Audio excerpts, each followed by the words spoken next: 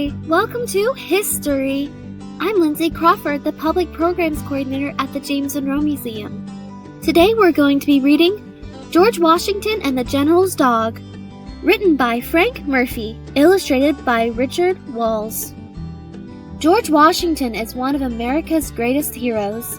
Most people know that George was honest and brave, but there is something about George that people don't always know.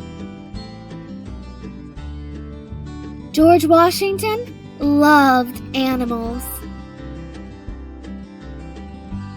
George learned to ride horses as a boy. Sometimes he rode into town. George rode fast, but he never fell. People said he was the best rider they had ever seen. When George grew up, he moved to a farm called Mount Vernon. Every day, George checked on the horses and hogs. He checked on the oxen, mule, and sheep, but he spent the most time with his dogs. George had a lot of dogs. He owned 36 dogs in his lifetime. He took them hunting. He played with them. He even gave them cute names like Mopsy, Sweetlips, and True Love. Sometimes George spoiled his dogs. He let them run around the house. One day, George's wife, Martha, cooked a ham for dinner. George's dog, Vulcan, jumped up and stole the ham right off the table. Martha chased after him, but George just laughed. George liked being at Mount Vernon with Martha and the animals, but America needed him. America was not yet its own country. It was an English colony. That means it belonged to England. Many American colonists wanted to be free from England, so they went to war.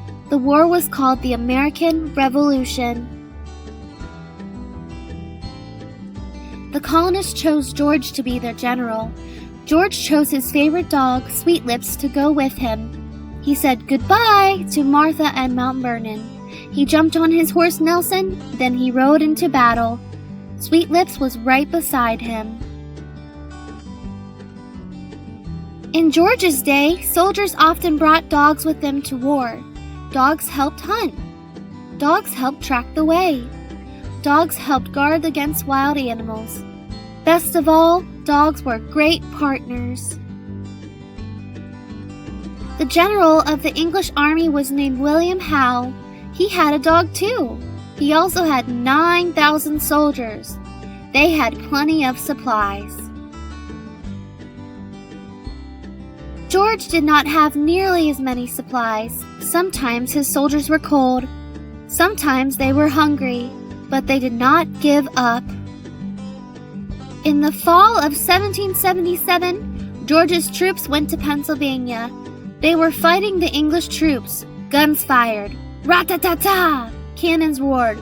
Boom! Bang! Smoke filled the air. Finally, the fighting ended. The English soldiers went back to their camp. The battle was over for the day. The smoke began to clear. George noticed a dog without a soldier. It looked lost. George bent down and patted the dog's head. Whose dog do you think it is? The dog followed George back to the colonist camp. He wagged his tail. Whose dog is this? Wondered George. George looked at the dog's collar. The tag had a man's name on it. That name was William Howe. William Howe! George couldn't believe his eyes. William Howe was the enemy! Word about the enemy dog spread through camp. Some of George's men wanted to keep the dog, but George said no. George believed the dog belonged with his master. George had his friend Alexander Hamilton write a note to General Howe. The note said that George wanted to return the dog. Both sides raised white flags. The white flags meant no one could fight. George's soldiers walked the dog across the battlefield. They gave him back to General Howe. People in England found out about George's good deed. The English still wanted to beat George and win the war, but now they respected him. Some English people even liked him. They had never heard a story of such great kindness between enemies. In 1783, America won the war against England. America became its very own country. George Washington went home to Mount Vernon. Friends around the world wanted to honor George. They wondered what he would like. Then, they remembered the story about the dog. Soon, presents started arriving at Mount Vernon. The King of Spain sent George a mule. George named him Royal Gift. A friend from France gave George an even bigger gift: 7 dogs. George's work was not done, though. The American people needed a leader. They elected George to be their first president. People all over America loved their new president. They cheered when he rode by in his carriage. They knew it was him because his 6 white horses always led the way.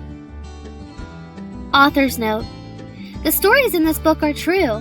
We can't be sure exactly how they all happened, but we tried our best to show the way things might have been. Below is a copy of George Washington's actual letter to General Howe. It says, "General Washington's compliments to General Howe does himself the pleasure to return him a dog, which accidentally fell into his hands, and by the inscription on the collar appears to belong to General Howe." The end. Thank you so much for joining me this week for history. We look forward to having you back next week. In the meantime, follow us on social media at the James Monroe Museum, or find us on our website at www.jamesmonroemuseum.umw.edu. Thank you so much and be safe.